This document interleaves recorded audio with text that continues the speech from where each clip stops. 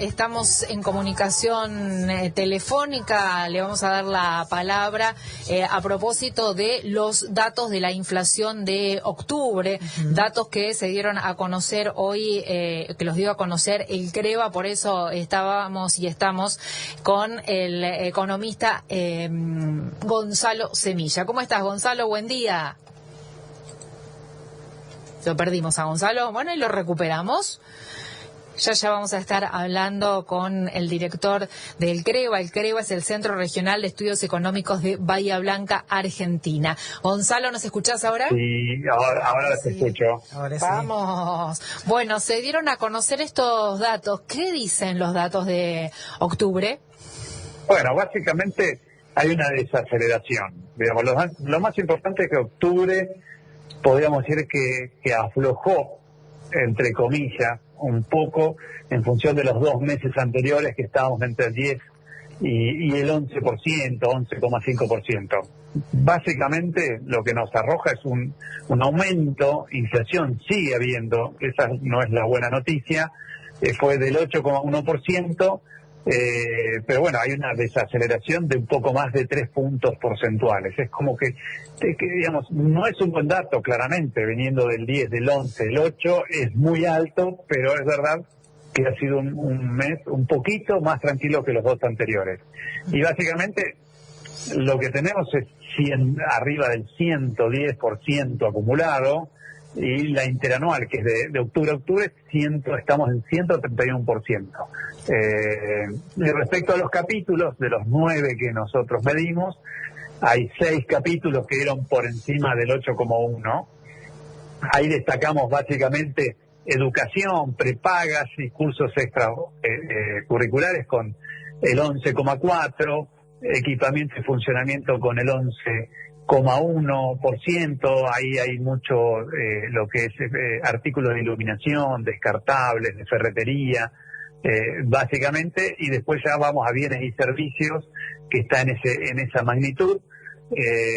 Básicamente lo asociamos a cigarrillos con aumentos fuertes arriba del 20%, y después ya estamos en 9%, esparcimiento, transporte, y lo que es alimentos y bebidas, en esta ocasión estuvo por debajo del promedio, y es lo que creo yo, con este 6,7%, es lo que mantuvo a rajatabla, por decirlo de una manera, contuvo que la inflación no fuera de 2 dígitos. Claro. Bueno, como muy bien decías, marca una desaceleración, pero de todas maneras es un número que sigue siendo alto. ¿Hay alguna explicación de por qué se da esto?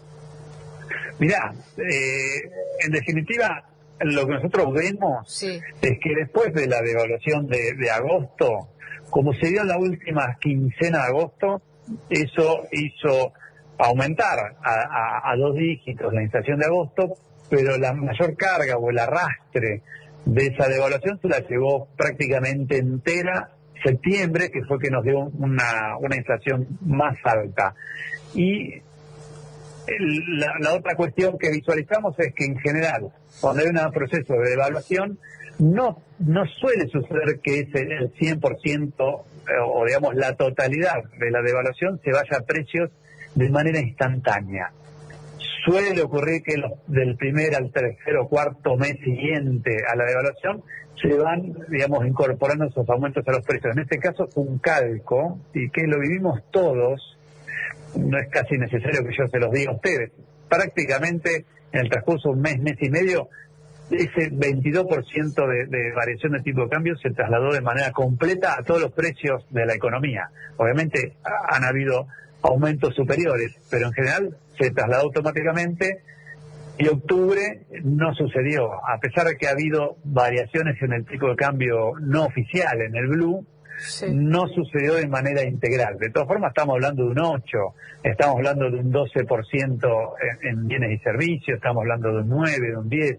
Cuando uno desmenuza un poco la información, si es alimento se divide, vemos casi 30% aumento en arroz, en lo que es el fideo fresco es un 23%, en quesos un 21%, digamos, los aumentos siguen estando y se manifiestan de manera fuerte, con mucha presencia, con mucha volatilidad, Pero en este caso, Alimentos y Vida, como estuvo en el 6,7, que es un número muy alto, si hubiera sido un cercano a un 8 o 2 puntos más, posiblemente estaríamos hablando de 2 dígitos de nuevo en octubre. Gonzalo, buen día. Silvia te saluda. ¿Cómo estás? Silvia, ¿cómo te va? Bien, bien.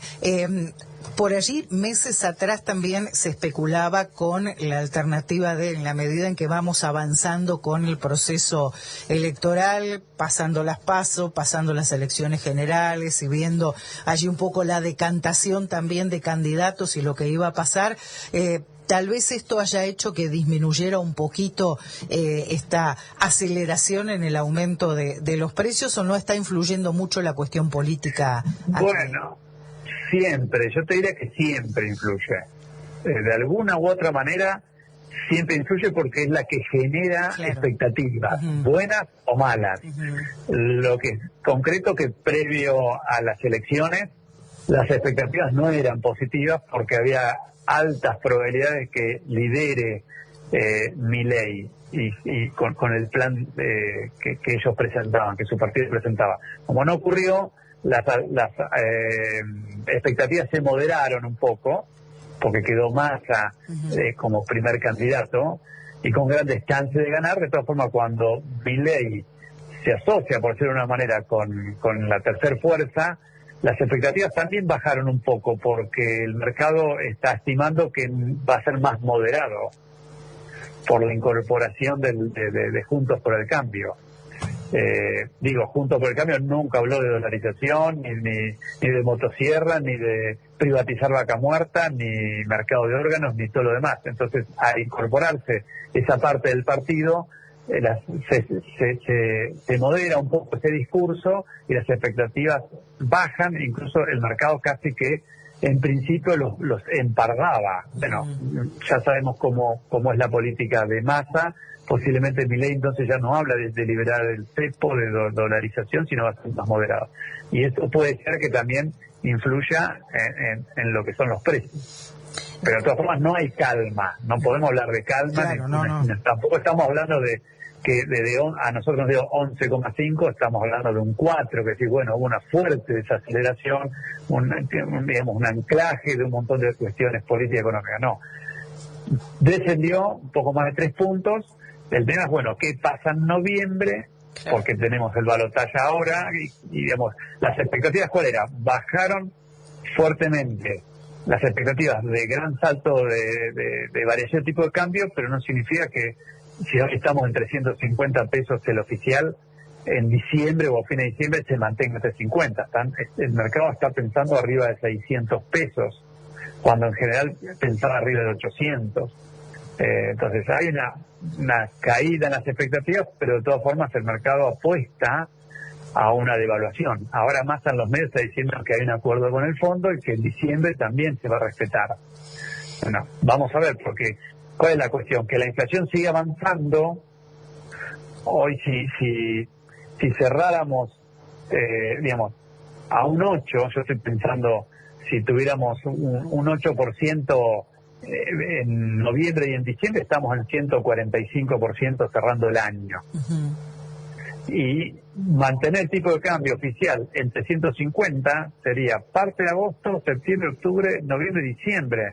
Y son muchos meses que el tipo de cambio oficial estaría quieto, pero la inflación en movimiento, y eso haría que estemos por debajo de una variación de tipo de cambio del 100%, cuando la inflación es en 145. Es decir, estamos en 50 puntos de diferencia, y eso es un atraso al tipo de cambio. Entonces, bueno, ¿en qué momento va a dejar de estar este atraso? ¿En qué momento van a ir de la mano o va a haber un salto mayor? Bueno, eso es lo que el mercado todavía está pensando que en algún momento va a ocurrir.